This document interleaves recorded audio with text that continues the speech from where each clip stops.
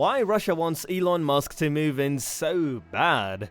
A tribute to Elon Musk, the CEO of Tesla, SpaceX founder, aspiring colonizer of Mars, and perhaps Russia's favorite international figure, is one of the most popular memes in Russia at the moment. It doesn't matter how many times America and Russia feud, Russia still wants Elon Musk as part of its family. But why is that? It's just part of their strategy to win the tech race with the greatest mind on Earth like Musk. But that's not the only reason. So do you want to know the real reasons behind this? Then switch this video to full screen and watch this video till the end. Hello everyone, welcome to Tech United, a channel where you can find everything about tech. And in today's video we are going to talk about the reasons why Russia wants Elon Musk to move in so badly. But before we head into the video, consider liking and subscribing to the channel, and also don't forget to press the bell icon. With that being said, let's begin. The leader of Russia's space program is desperate to have Elon Musk visit him. So on several occasions, Dmitry Rogozin has invited the founder of SpaceX to come to Kazakhstan for the October 5th launch of the Soyuz MS-19 spacecraft, carrying 3 Russians to the International Space Station. More recently, during an interview on CNN, Rogozin gained a fair amount of publicity when he invited Musk to visit his home in Russia.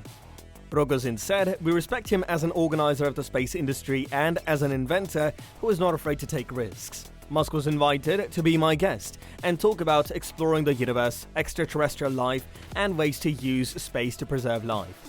He added, "I already set the tea kettle on heat." Musk's response on Twitter was non-committal, as there is no way to predict Elon Musk's actions. But with his understandable security concerns, it's hard to see him visiting Rogozin in Russia or attending the launch in Kazakhstan. However, Rogozin's invitation could be ominous. The tea kettle reminds me of the poisoning of Alexander Litvinenko, a former KGB officer who fled to Britain after criticizing Vladimir Putin. Litvinenko was poisoned 6 years after he left Russia by drinking polonium tea, and it took Western intelligence services 3 weeks to conclude that the poisoning was done by Russian agents with Putin's approval. So Musk probably isn't going to Russia, or we should say he's probably not going to drink tea with Dmitry Rogozin. But still, it's worth trying to understand Rogozin's motivations for reaching out to Musk. Or we should say what Dmitry wants from Musk. Well, ever since Rogozin became Roscosmos's head, he has been passive-aggressive towards Musk. Rogozin has responded to SpaceX's success with bravado and bluster, complaining that SpaceX's engineers are too gentle or that their rockets and spacecraft aren't safe for cosmonauts. Meanwhile, Rogozin has seen SpaceX wipe out Russia's space industry's revenue streams. Especially significant is that Crew Dragon has eliminated the $400 million NASA paid Roscosmos every year for crew transport services to the ISS. Moreover, SpaceX lobbied Congress to stop United Launch Alliance from getting RD-180 rocket engines from Russia. And lastly, the low-cost Falcon 9 rocket has eroded Proton's business, a former workhorse that's only launched once a year. But the real question is, why play nice with Musk now? Well, there are at least 2 good reasons. To start with, if Rogozin got Musk to visit him in Russia, he and the country's space program could bask in the glory. SpaceX's Musk is a huge fan of Soviet rocketry. He recently visited the grandson of Sergei Korolev at SpaceX's offices. Musk would probably talk nice things about Russia's space program during a visit like that. So by meeting Musk, Rogozin can show himself to be a real partner. Therefore, it'll be good propaganda for him and Russia's flagging space program. And it's likely as important to Rogozin as Musk showing up for the Soyuz launch. That's because Rogozin and Roscosmos have staked a lot on this flight, which will be conducted by cosmonaut Anton Shkaplerov and carry Yulia Peresild and Klim Shipenko. They'll spend about 10 days on the International Space Station shooting a film called The Challenge. The project has led to a rapid reshuffling of flight schedules, and the budget for the film comes from the Space Corporation.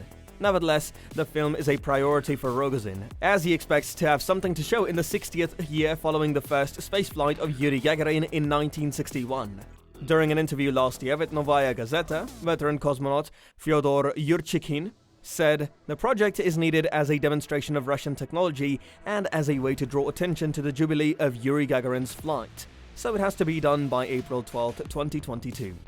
So for Rogozin, the first feature film in space would be another historic first for Russia, along the lines of Gagarin's flight, Valentina Tereshkova in 1963, and other Soviet exploits in the 1960s. Yet people like Yurchikhin think the country is relying on decades-old technology and promises instead of real projects. Yurchikhin said, clearly referring to Rogozin's leadership, "We must deal systematically with our space research plans and crew training. If you promise and fail to deliver, we have the guts to step aside for someone more worthy and don't go unhinged on them. Demonstrating superiority requires real achievements and victories, and that's accomplished in silence. Only then will we give our society the basis in the future to proclaim boldly before the world, space is ours." So, Rogozin's efforts to portray the Russian space program as more Hollywood than a Potemkin village would be greatly enhanced if Elon Musk was present at the launch of the Challenge film project. Moreover, in February of 2021, Elon Musk asked Putin whether he wanted to chat through Clubhouse, an up-and-coming social media site that connects individuals through audio chat instead of posting status updates or sending direct messages. Musk tweeted the Russian president directly saying, "Would you like to join me for a conversation on Clubhouse?" He followed up with a tweet in Russian that said, "It would be a tremendous honor to talk with you." Ultimately, it did not pan out, but it has raised the interest of Russian aerospace leaders in Elon Musk.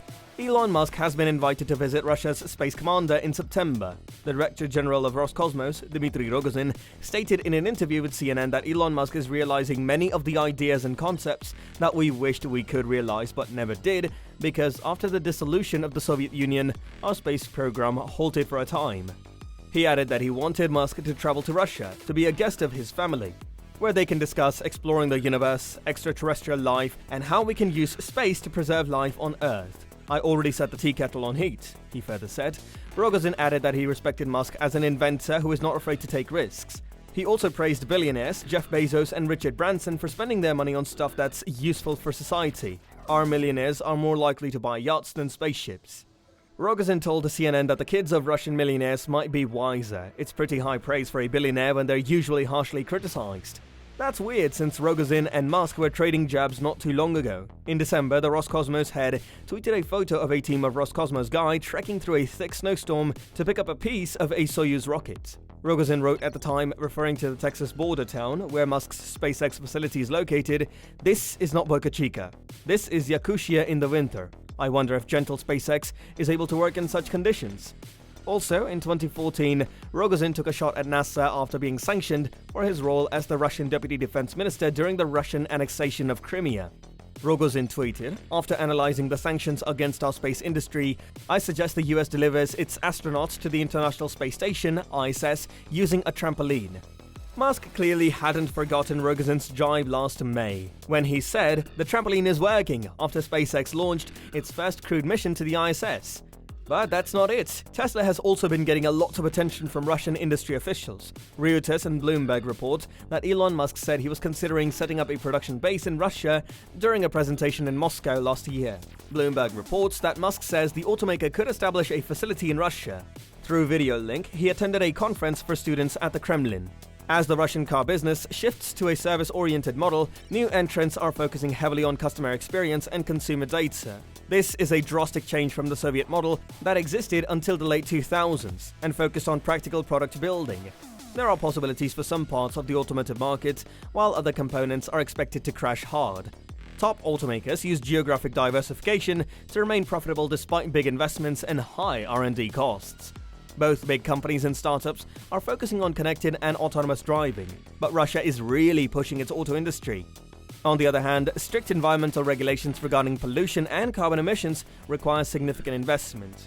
Tesla's vehicle and what they can do for the Russian auto market fit in well with the latter part. Musk has been talking about entering the Russian car market. He said, "Over time we will look to have factories in other parts of the world, potentially Russia at some point." He added, "I think we're close to establishing a Tesla presence in Russia, and I think that would be good." Musk told Bloomberg that US-Russia relations should be more open, and Russia has a lot of talent and energy. Putin ratified the Paris Agreement by ordering Russia to reduce greenhouse gas emissions to 70 to 75% of 1990 levels by 2030. And in order to do that, forests' absorption capacity is considered to the maximum extent possible. The Russian government is regularly criticized for calculating emissions reductions based on absorption instead of reducing industrial emissions. There are a lot of businesses in Russia that don't believe in climate change and don't think of it as a threat to the environment. Besides that, they think carbon regulation and greenhouse gas emissions trading policies are Western countries' way to gain a competitive advantage over developing economies through capitalization of carbon emissions. Therefore, it appears the Russian government is going to reduce their emissions no matter what, and getting Tesla onto the Russian market seems like a very good idea, since Teslas are electric cars that don't emit any carbon dioxide when they're running.